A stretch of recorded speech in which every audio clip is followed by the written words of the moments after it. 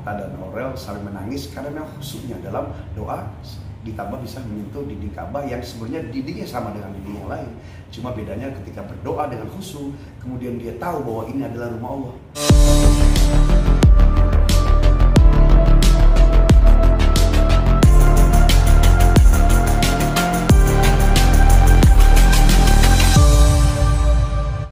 Bismillahirrahmanirrahim. Bahwa haji adalah salah satu ibadah yang termaksud dalam rukun Islam. Jadi ibadah itu ada dua, ada ibadah mahdhoh, ada ibadah ghairu mahdhoh. Apa itu ibadah mahdhoh? Ibadah yang murni dan langsung kepada Allah. Dan ibadah ghairu mahdhoh adalah ibadah yang tidak langsung. Yang langsung contohnya apa? Di rukun Islam, syahadat, sholat, puasa, zakat, haji. Apa dalilnya? Bunyal Islamu ala khamsin, syahadatu an la ilaha illallah wa anna Muhammadar Rasulullah wa iqamis shalah wa itaiz zakah wa shaumi Ramadan wa hajjul baiti man istata'a ilaihi sabila. Itulah dalilnya orang Islam harus melaksanakan 5 rukun Islam. Nah, haji sebagai penyempurna. Sementara yang ibadah ghairu mahdhoh itu yang tidak ditulis dalam rukun Islam, seperti berumah tangga, berniaga, berdagang, berpolitik, bernegara, berteman, bersahabat, itu ibadah. Nah, haji ini adalah ibadah yang dikerjakan 3 hal. Ibadah qalbiyah, ya, ibadah hati, ibadah maliyah, harta, ibadah badaniyah juga jasad. Kalau yang lainnya cuma qalbiyah, badaniyah. Zakat ada, ibadah maliyah, ibadah harta, itu, tapi tidak menggunakan badannya. Tapi haji, hatinya ikut main, badannya ikut bergerak, uangnya juga keluar, maka mahal ya. Disebutkan man istata'a ilaihi sabila, bagi yang mampu. Meskipun disebutkan Allah memampukan orang yang kuat niatnya. Jadi haji itu adalah ibadah yang memang sebagai ibadah penyempurna dari rukun Islam seseorang. Kalau belum haji, disebutkan belum sempurna. Kalau sudah haji, insya Allah sempurna Islamnya. Tinggal nanti ya, setelah pulang haji dia lebih baik atau tidak, mabrur atau tidak, itu bagaimana pada orang yang melaksanakan ibadah haji itu sendiri. Oke, Ustaz. Jadi sebenarnya setiap muslim yang menggunakan hatinya, ya aslinya dia pasti menetes air mata. Bayangkan, dalam Al-Quran disebutkan, ya, inna awwala baitin wudi'a lin-nasi lalladzi bi Bakkata mubarakah. Sesungguhnya rumah atau bangunan termasuk masjid, ya, yang pertama kali dibangun oleh Nabiullah Adam alaihissalam adalah Ka'bah al-Musyarrafah, Ka'bah yang dimuliakan, adanya di Masjidil Haram, ya, di kota Makkah al-Mukarramah 9.500 tahun yang lalu. Kurang lebih, ya, Nabi Adam turun, berarti nggak jauh tuh bahwa rumah yang sekarang Baitullah itu udah lama. Jadi tidak dipakai untuk ibadah haji saja. Orang lihat sesuatu yang memori yang panjang ribuan tahun, pasti orang netes, subhanallah ya, ini rumah udah ribuan tahun. Dan ternyata orang dipakai untuk beribadah, pasti orang netes. Di secara umum orang yang sampai ke rumah Allah itu pasti menetes air mata. Ya, makanya ada pahalanya, ya, 120 kasih sayang Allah. 20 orang buat orang yang lihat Ka'bah, lihat doang nih dapat 20. Ya, kemudian yang 40 yang sholat, ya, sholat di depan Ka'bah 40. Kemudian yang 60 sisanya orang yang tawaf. Tawaf itu makanya orang kalau masuk masjid karena ada sholat tahiyatul masjid. Kalau di Ka'bah nggak usah pakai tahiyatul masjid, langsung tawaf, ya, tawaf, kemudian sholat dia sunnah, qobliyah atau ba'diyah 60, 40, kemudian mandangin Ka'bah 20, jadi 120 rahmat. Itu. Maka siapapun orang yang memang dia menggunakan hatinya, melihat Ka'bah pasti menangis, apalagi bisa nyentuh. Masya Allah. Kebayang nggak Nabi Adam nyentuh? Semua Nabi dan Rasul, sebanyak 124.000 Nabi, 313 Rasul, semuanya sudah menyentuh rumah Allah itu.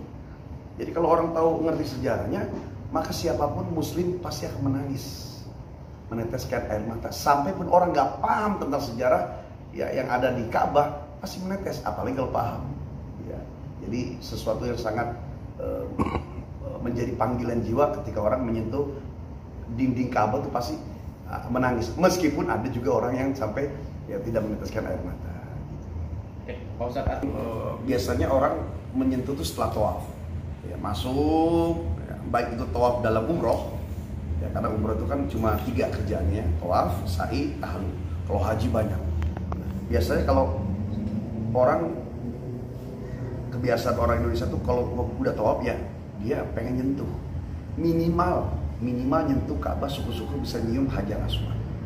Nah ya, kalau nggak nyium Hajar Aswad maka nyentuh Ka'bah lah, meskipun itu bukan sebuah syariat yang diwajibkan dalam Islam.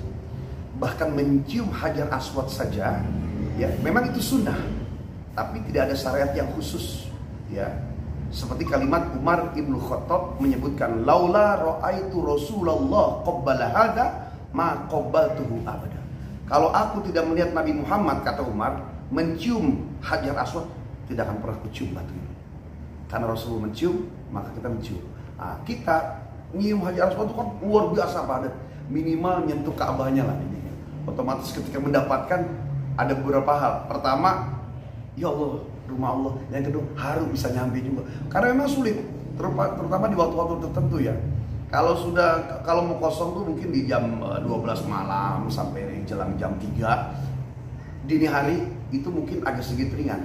Tapi kalau sudah selain jam itu luar biasa, apalagi di waktu pagi, siang, malam semua penuh. Ya maka kebanggaan sendiri mungkin siapapun yang menyentuh dinding Ka'bah pasti dia akan meneteskan air mata. Artinya memang juga orang yang tidak sampai tersentuh dan menangis. Jadi tergantung, makanya orang kalau beribadah itu pertama dimulai dengan niat, nanti Allah akan bimbing dan tidak ada lalai. Ketika dia fokus, maka dia selama sampai di tujuan, kalau dia memang menyentuh Ka'bah tuh pasti ngerasain sakralnya. Jadi kebayang, ya Allah, meskipun ada orang memang yang niat macam-macam ya, hanya sekedar untuk foto lah, mungkin selfie, tapi ada orang yang panggilan jiwa. Ma kharaja minal qalbi dakhala ilal qalbi. Apa yang datangnya dari hati, ketika awalnya berangkat memang pengen ibadah, kita husnuzon, pasti akan nyampe ke dalam hati, sehingga ketika di depan Ka'bah itu baru lihat aja menangis, apalagi menyentuh. Nah, mungkin yang dirasakan oleh saudara kita ya ibadah jamaah haji ya, demikian adanya, merasakan keteduhan. Karena di depan Ka'bah itu biasanya umumnya adalah orang berdoa, sholat sendiri adalah doa, dan orang kalau mau ingin doanya itu didengar ya harus khusyuk. Nah, khusyuk itu biasanya orang tandanya adalah meneteskan air mata. Jadi bisa jadi pada Atta dan Aurel saling menangis karena memang khusyuknya dalam doa, ditambah bisa menyentuh dinding Ka'bah yang sebenarnya dindingnya sama dengan dinding yang lain. Cuma bedanya ketika berdoa dengan khusyuk, kemudian dia tahu bahwa ini adalah rumah Allah secara umum, ya, itu adalah gerakan hati yang baik dan termasuk hamba yang bisa fokus khusyuk dalam berdoa di depan Ka'bah. Menangis, ya sudah. Tadi pertanyaannya tentang Atta dan Aurel menangis di itu bisa dibilang hajinya mabrur. Oke. Jadi mabrurnya ya. Oke. Udah mulai?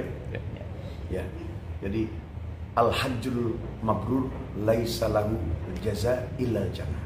Haji mabrur itu tidak ada balasan kecuali surga. Nah, bagaimana mendapatkan haji mabrur? Haji mabrur itu apakah yang kalau dia tawaf lancar? Alhamdulillah saya dibantu orang nyium Hajar Aswad mudah. Kemudian ketika mabit di Muzdalifah tempatnya bagus. Bukan. Haji mabrur, umroh makbulah itu bukan yang di sana ibadahnya ringan aja. Ya, karena haji mabrur itu tanda-tandanya bukan di sana. Haji mabrur tanda-tandanya ketika pulang nanti ke tanah air. Yang dulu sholatnya masih bolong jadi sempurna. Kemudian akhlaknya tadinya masih belum baik jadi baik. Kemudian sedekahnya tadinya berhitung jadi dermawan. Zakatnya nggak paksa, sholatnya bisa khusyuk. Ada amalan pertambahan poin-poin setelah dia pulang haji, itulah disebutkan haji mabrur. Jadi, banyak orang yang di sana penuh kemudahan, pulang kemudian ternyata tidak bertambah sedikit pun kebaikan. Maka itu bukan haji mabrur. Bisa jadi kita harapan doa boleh. Ketika mudah semuanya, nangis doanya, hebat dia rajin di masjidnya, bisa jadi harapannya ya bakal menjadi haji yang mabrur. Tapi kalau untuk bisa dicap orang itu mabrur atau tidak, terlihat setelah nanti pulang dari ibadah haji. Dalam sebulan, 2 bulan, setahun, kemudian amal ibadahnya itu makin baik, kita orang lain bisa lihat mabrur orang haji. Ya barro ya biru, Ya, barun fahuwa wadaka mabrurun. Haji mabrur adalah haji yang bertambah kebaikan dan kebenaran amalnya setelah dia kembali ke tanah air.